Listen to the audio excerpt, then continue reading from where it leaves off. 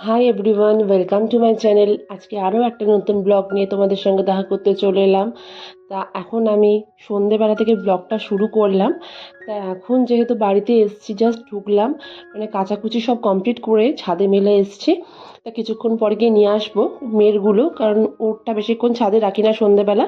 তা ওরটা তুলে আনবো, আর আমাদেরগুলো থাক, যতটা পারুক শুকিয়ে যাক। তা আমি ছাদে চলে এসেছি। ছাদে দেখতেই পাচ্ছ সন্ধে সন্ধে হয়ে এসছে।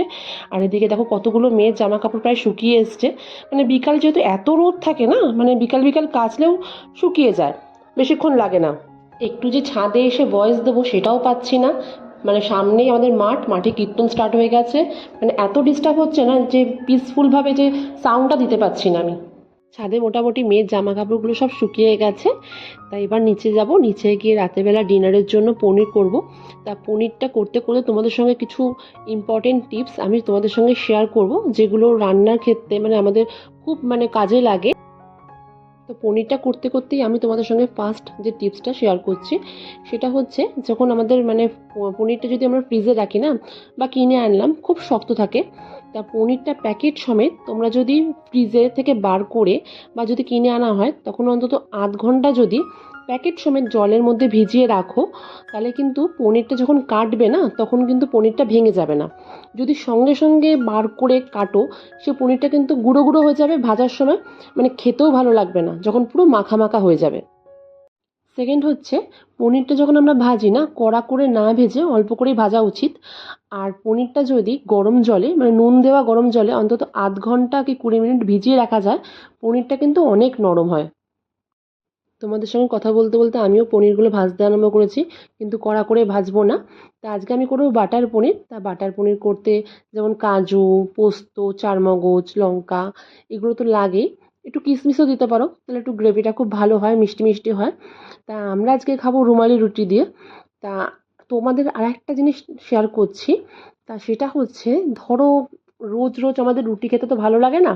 তো অনেক সময় আটা বা ময়দার সাথে যদি ঘরে টক দই থাকে, টক দই মিক্সড করে আটাটাকে বা ময়দাটাকে মাখলে, তার সঙ্গে তো নুন দেবে পরিমাণ মতো, মেখে গরম জল দিয়ে মেখে যদি 1 ঘন্টা ঢাকা দিয়ে রাখো না, রুটিটা খুব নরম হয়। আর অনেকটা না বাটোরা টাইপের যে আমরা খাই, সেরকম টেস্ট হয়। তুমি পনির দিয়ে খাও কি মাংস দিয়ে খাও কি চানা দিয়ে খাও, খুব ভালো লাগে। মানে যারা রেগুলার রুটি খেতে খেতে বোর হয়, তখন কিন্তু এরকমভাবে এই টিপসটা অ্যাপ্লাই করতে পারো, খেয়ে দেখতে পারো, খুব ভালো লাগে। আর আমার এদিকে মিক্সিতে গ্রেভিটা করা হয়ে গেছে। তা আমি ফোড়নে দিয়েছি গরম মশলা আর শুকনো লঙ্কা। তা দিয়ে দিয়েছি, এবার গ্রেভিটা দিয়ে ভালো করে কষাবো যতক্ষণ না একটু তেলটা মানে হচ্ছে, মানে ওপরে উঠছে। তা দেখতে পাচ্ছি অনেকটা মানে গ্রেভি মোটামুটি অনেকটাই হয়েছে, যেহেতু আমরা সবাই আজকে এটা দিয়েই খাবো, ওই জন্য গ্রেভিটাও বেশি করে নিয়েছি। রুটির কথা বলতে বলতে আরেকটা কথা মনে পড়লো, সেটা হচ্ছে আরেকটা টিপস। সেটা হচ্ছে আমাদের ময়দা বা আটার মধ্যে না খুব পোকা ধরে যায়।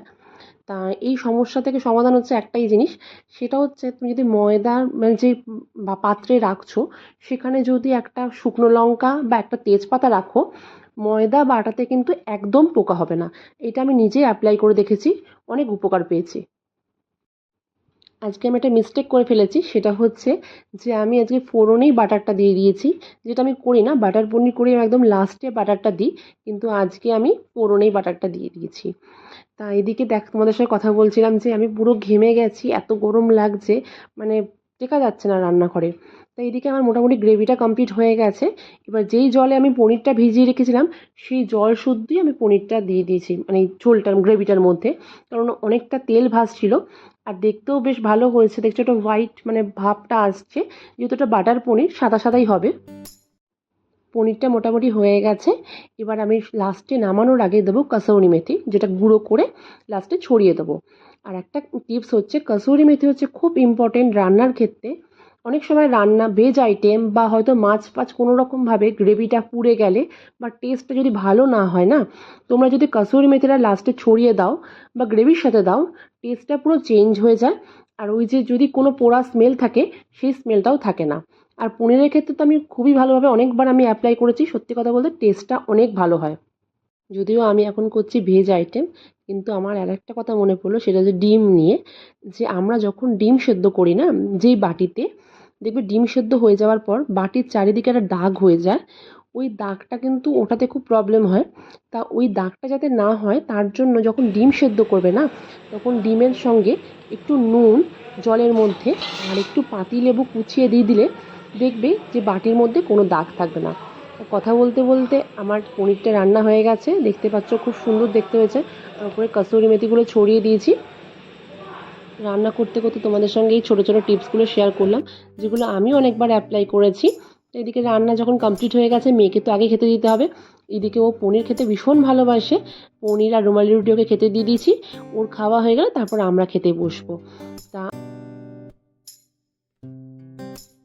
মেয়ে এদিকে খাচ্ছিল, তাই ভাবলাম কিছু কিছু রাতের কাজ এগিয়ে রাখি।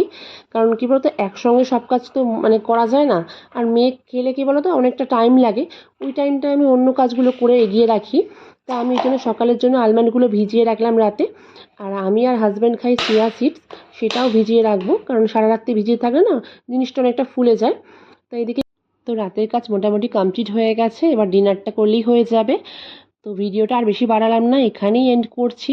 তো প্লিজ যদি আমার ভিডিওগুলো ভালো লেগে থাকে তা চ্যানেলটাকে সাবস্ক্রাইব করে দিও, আর নিচে থাকা বেল বাটনটা অল করে দিও।